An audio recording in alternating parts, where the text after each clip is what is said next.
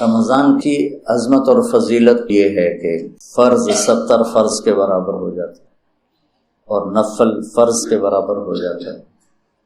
اللہ جہنم کے دروازوں کو بند کر دیتا ہے، جنت کے دروازوں کو کھول دیتا ہے، عرش اس کا پہلے آسمان پہ آ جاتا ہے، شیطان سارے قید ہو جاتے ہیں، ساری کائنات، سمندر کی مچھلیاں اور زمین کی چیونٹیاں روزہ رکھنے والوں کے لیے دعا کرتی ہیں، جنت کو روزانہ روزے والوں کے لیے سجایا جاتا ہے اور اللہ اسے کہتا ہے میرے بندے آ رہے ہیں تجھ میں ہمیشہ رہنے کے لیے۔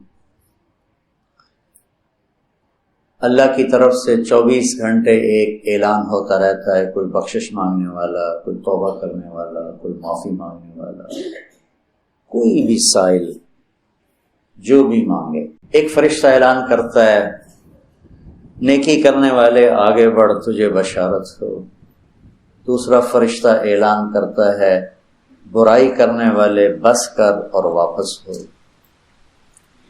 تو میرے نبی کا فرمان ہے کہ اگر لوگوں کو رمضان کی قیمت کا اندازہ ہو جائے تو یہ تمنا کرتے کہ سارا سال ہی رمضان ہو، رمضان میں جو مر جائے اس کی بخشش ہو جاتی، اس کا حساب نہیں ہوتا نا۔ تو کسی نے مجھ سے پوچھا بعد میں ہوتا ہے؟ میں نے کہا اللہ تعالیٰ کوئی ہماری طرح، اللہ تو رحیم و کریم ہے، ایک دفعہ چھوڑ دیا تو چھوڑ دیا، یہ تھوڑا گھنا آ جاؤ بھائی ضمانت کینسل ہو گئی ہے دوبارہ پا دے، یہ تو دنیا کے دستور، جب اس نے ایک دفعہ کہا چاو۔ تو یہ بہت مبارک مہینہ ہے۔ پہلی تیاری کیا ہے کہ آج تک ہم سے جتنی خطائیں ہوئیں، کوئی زبان کی، کوئی آنکھوں کی، کوئی کانوں کی، کوئی معاملات کی، کوئی معاشرت کی، اس سب سے ہم آج پہلی رات ہے توبہ کر۔ آپ تو تھوڑے سے بیٹھے ہو، یہاں لاکھوں لوگ جڑے ہوئے ہیں، دو بڑی مصیبتیں، ایک غیبت ایک حسد۔ تو ہم جتنے لوگ میری بات سن رہے ہیں، ہم اپنے رمضان کی ابتدا کریں توبہ کریں، ٹھیک ہے نا؟ اللہ تعالیٰ کے نبی کہتے ہیں میں دن میں 70 دفعہ توبہ کرتا ہوں، استغفار۔ اب تو معصوم پاک پاکیزہ امت کو سکھانے کے لیے۔ دوسری بات، دنیا کا ہر انسان کسی وقت بھی توبہ کر سکتا ہے کہ نہیں؟ کر سکتا ہے، کوئی پابندی تو نہیں۔ تو جب ہر انسان کے بارے میں ہر وقت یہ توقع ہے کہ یہ توبہ کر سکتا ہے، تو پھر کسی بھی انسان کو مسلم کافر حقیر سمجھنے کا کوئی جواز؟ آج وہ یہ کر رہا ہے اور رات کو توبہ کر لے، وہ کل توبہ کر لے، وہ موت کے آخری لمحے میں توبہ کر لے، تو میری حقارت تو مجھے گرا دے گی اور وہ جنت کے مزے کر رہا ہو۔ تو رمضان میں داخل ہونے کے لیے دوسری تیاری یہ ہے کہ اپنے دل کو سب کی نفرت سے صاف کر۔ اللہ نے میرے نبی سے کہا لست علیہم بمسیطر، میرے نبی آپ ان کے اوپر کوئی ٹھیکیدار نہیں ہے، یہ میرا کام ہے، بس آپ اپنا پیغام پہنچائیں۔ تو آپ اس پیغام پہنچانے میں سامنے کون تھے؟ کافر، اور آپ دیکھ رہے تھے اس کو ایمان نصیب نہیں ہوگا، یہ تو آپ کو اللہ نے نظر دی تھی، پھر بھی آپ نے اس کی اتنی منتیں کی ہیں۔ ابو جہل، آپ نے کہا میری امت کا فرعون ابو جہل ہے، اور موسیٰ کے فرعون سے بڑا فرعون ہے کہ موسیٰ کے فرعون نے مرتے ہوئے کہا توبہ کرتا ہوں، اور اس امت کے فرعون نے کہا گردن ذرا نیچے سے کاٹنا تاکہ لوگوں کو پتہ چلے کسی سردار کی گردن۔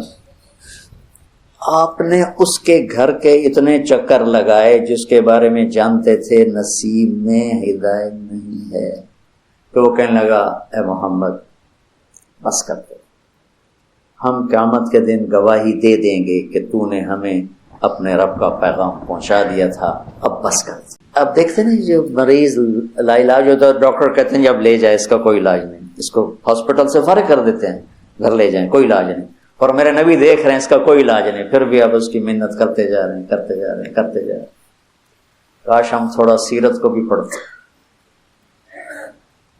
پھر مجھے خواجہ صاحب یاد آ جاتے ہیں، سکھری تروش منصوری نو چھپ رکھ کنز کزوری نو، ہادی نہ سمجھ ہدایا کافی نہ سمجھ کفایا، کفایا کافیہ وزن شعر کی وجہ سے، ہادی نہ سمجھ ہدایا کافی نہ سمجھ کفایا، کر پرز شرع وقایا ایو دل قرآن کتاب۔ تو دوسرا کام سامعین اور آپ حاضرین کہ ہم اوروں کی نفرت سے بھی دل کو صاف کرتے ہیں۔ ہم چاہتے ہیں نا اللہ ہمیں معاف کر، ہم ہر ایک کے لیے یہی چاہیں کہ اللہ اس کو معاف کر۔ جس کو میرے نبی دیکھنا نہیں چاہتے تھے، حضرت حمزہ کی قاتل وحش، اللہ نے ایمان دے دی۔ اور بات لمبی ہو رہی لیکن یہ چونکہ ہمارے دل نفرتوں سے بھر چکے ہیں اور بہت مبارک مہینہ ہے، اور المشاہین کی بخشش نہیں ہوتی پورے رمضان میں، جس کے دل میں نفرت ہو کسی کی، اس کی بخشش نہیں ہوتی، اور اس کو ہم گناہ ہی نہیں سمجھتے۔ چند آدمیوں کے بارے میں آپ نے فرمایا تھا جہاں ملیں قتل کر دو، چاہے وہ بیت اللہ کے پردے کے اندر بھی۔ ان میں ایک عبداللہ بن ابی سرحہ بھی ہیں، اکرمہ بن ابی جہل بھی ہیں، واشی بھی ہے۔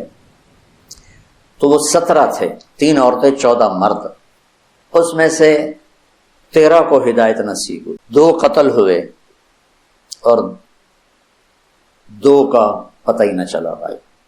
عبداللہ بن ابی سرحہ یہ حضرت عثمان کے خالہ زاد، تو وہ ان کو سفارشی بنائے۔ اب وہ اندر سے تائب ہو چکے ہیں، نظام اللہ کے ہاتھ میں۔ آپ تشریف لاتے ہیں، یا رسول اللہ یہ عبداللہ آیا ہے، توبہ کرتا ہے، آپ اس سے بیعت لے لیں، کلمہ پڑھا لیں۔ تو آپ اس سے سر چکائے بیٹھے۔ پھر انہوں نے کہا یا رسول اللہ یہ عبداللہ آیا ہے، توبہ کرتا ہے، آپ اس کو کلمہ پڑھا لیں۔ پھر کہا یا رسول اللہ یہ عبداللہ آیا ہے، توبہ کرتا ہے، آپ اس سے کلمہ پڑھا لیں۔ تو آپ نے اس کو کلمہ پڑھایا اور بیعت لے کر فرمایا الیس منکم رجل رشید یضرب عنقہ، تم میں کوئی سمجھدار نہیں بیٹھا تھا جو اس کی گردن اڑا دیتا؟ تم دیکھ نہیں رہے تھے کہ میں اس کا ہاتھ اپنے ہاتھ میں نہیں لے رہا تھا، تو تم سمجھے کیوں نہ، اس کی گردن کیوں نہ اڑائے؟ کہ یا رسول اللہ ہمیں پتہ نہیں چلا، آپ ہمیں اشارہ کر دیتے۔ تو آپ نے فرمایا نبی خیانت نہیں کرتا، نبی میں خیانت نہیں ہوتی کہ میں ادھر ہاتھ بڑھاؤں ادھر تمہیں اشارہ، یہ نبی کی شان سے پاک، میں قربان جاؤں اس کی رحمت پر۔ اور موت کیسے آئی؟ کہ مصر کے گورنر بنائے گئے حضرت عمر کے زمانے میں، حضرت عثمان کے زمانے میں، فجر کی نماز پڑھا رہے تھے، نماز کے بعد ایک طرف سلام پھر السلام علیکم ورحمۃ اللہ، اور دوسری طرف پھیرنے سے پہلے ہی گر کے انتقال ہو گیا۔ انہوں نے کہا تو صحابی ہونا ہی کافی تھا، لیکن اگر موت کیسے؟ تو جب اللہ فیصلہ فرماتا ہے تو اللہ کے نبی 3 دفعہ رکے رہے، پھر آپ نے بیعت لی۔ تو لہٰذا میرے عزیزو سامعین حاضرین، سب سے دل صاف کر،